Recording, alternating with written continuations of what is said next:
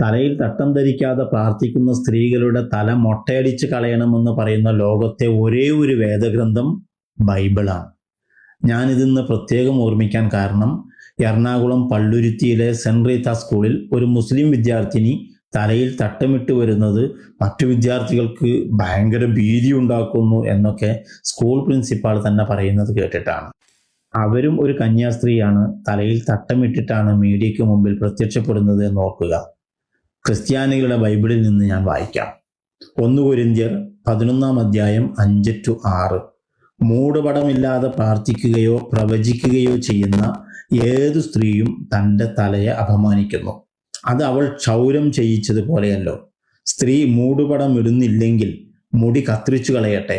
കത്രിക്കുന്നതോ ക്ഷൗരം ചെയ്യിക്കുന്നതോ സ്ത്രീക്ക് ലജ്ജയെങ്കിൽ മൂടുപടം ഇട്ടുകൊള്ളട്ടെ.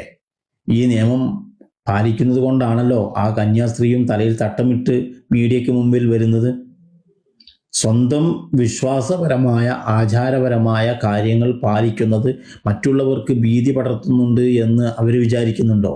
ഇല്ലെങ്കിൽ മറ്റുള്ളവരുടെ കാര്യത്തിൽ എന്തിനാണ് ഇങ്ങനെയുള്ള അനാവശ്യമായ ഫോബിയകൾ വളർത്തുന്നത്? എല്ലാ മതങ്ങളും അവനവന് നിർദ്ദേശിക്കപ്പെട്ടുള്ള പാഠങ്ങൾ അനുസരിച്ച് ജീവിക്കുകയാണെങ്കിൽ യാതൊരു തരത്തിലുള്ള പ്രശ്നവും നമ്മുടെ നാട്ടിലുണ്ടാവില്ല. ഇതേ വിഷയത്തെ സംബന്ധിച്ച് ഹിന്ദുക്കളുടെ ഋഗ്വേദത്തിലെ 8-ാം മണ്ഡലം 33-ാം സൂക്തം 19 മുതൽ 20 വരെയുള്ള മന്ത്രങ്ങളിൽ ഇങ്ങനെ പറയുന്നുണ്ട്: ദൈവം നിന്നെ സ്ത്രീയായി സൃഷ്ടിച്ചിരിക്കുന്നു.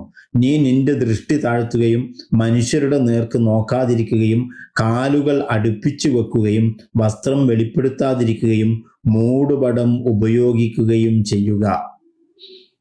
ഇത് ഹൈന്ദവ ധർമ്മത്തിൽ പാലിക്കപ്പെടുന്ന ഒരു ആശയമാണ്. പലപ്പോഴും ഉത്തരേന്ത്യയിൽ നിന്നുള്ള ഹൈന്ദവ സ്ത്രീകളുടെ ഫോട്ടോസ് നാം കാണാറുണ്ട്. അവർ തലയിൽ തട്ടം ധരിച്ചിട്ടാണ് കാണാറുള്ളത്.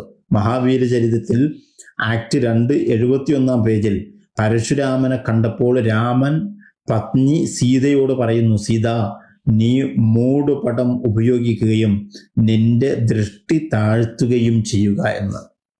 ഋഗ്വേദത്തിൽ 10-ാം മണ്ഡലം 85-ാം സൂക്തം 30-ാം മന്ത്രം ഇങ്ങനെയാണ്: പുരുഷന്മാർ സ്ത്രീകളുടെ വസ്ത്രം ധരിക്കരുത് എന്ന്.